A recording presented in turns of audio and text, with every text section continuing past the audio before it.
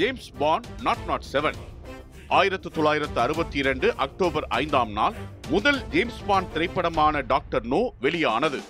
இரண்டாம் உலகப் போரின் போது பிரிட்டிஷ் உளவுத்துறை அதிகாரியாக இருந்த இயான் பிளெமிங் தனது அனுபவங்களை அடிப்படையாக கொண்டு ஜேம்ஸ் பாண்ட் நாவலான காசினோ ராயலை 1953ஆம் ஆண்டு எழுதினார். இந்திய சேவையில் பணிபுரியும் 007 என்ற குறியீடு கொண்ட லைசன்ஸ் டு கில் உரிமை பெற்ற உளவு நாயகனாக ஜேம்ஸ் பாண்ட் உருவாக்கப்பட்டார். 1950களிலும் 1960களிலும் இந்நாவல்கள் வாசகர்களிடையே மிக பெரும் வரவேற்பை பெற்றன.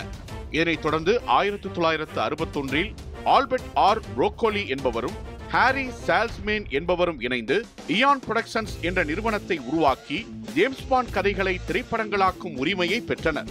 1958ஆம் ஆண்டு பிளெமிங் எழுதிய டாக்டர் நோ என்ற நாவல் முதல் திரைக்கதையாக தேர்வு செய்யப்பட்டது. ஆரம்பத்தில் ஜேம்ஸ் பாண்ட் கதாபாத்திரத்திற்கு Cary Grant, David Niven, Roger Moore போன்றோரது பெயர்கள் பரிசீலிக்கப்பட்டு இறுதியில் சீன் கானரி தேர்வு செய்யப்பட்டார். கதாநாயகியாக உர்சுலா ஆண்ட்ரஸ் தேர்வு செய்யப்பட்டார். இந்த படத்தில் ஜேம்ஸ் பாண்ட் ஜமைக்காவில் நடந்த பிரிட்டிஷ் முகவர் கொலைகளை விசாரிக்கிறார்.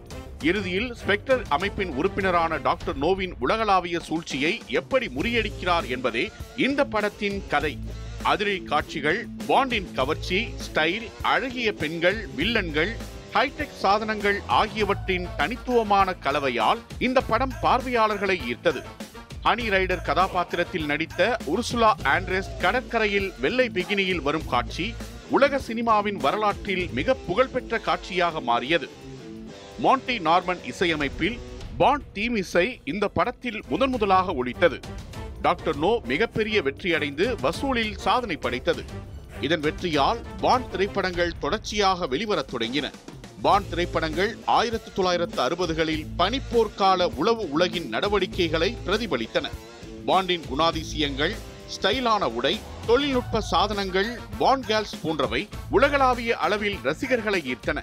1962 அக்டோபர் 5 அன்று வெளியான டாக்டர் நோ திரைப்படம் ஜேம்ஸ் பாண்ட் திரைப்படத் தொடரின் தொடக்கமாகவும் உலக சினிமாவில் உளவு அதிரடி திரைப்படங்களுக்கென தனியிடத்தை உருவாக்கிய பிராண்டாகவும் வரலாற்றில் இடம்பெற்றது.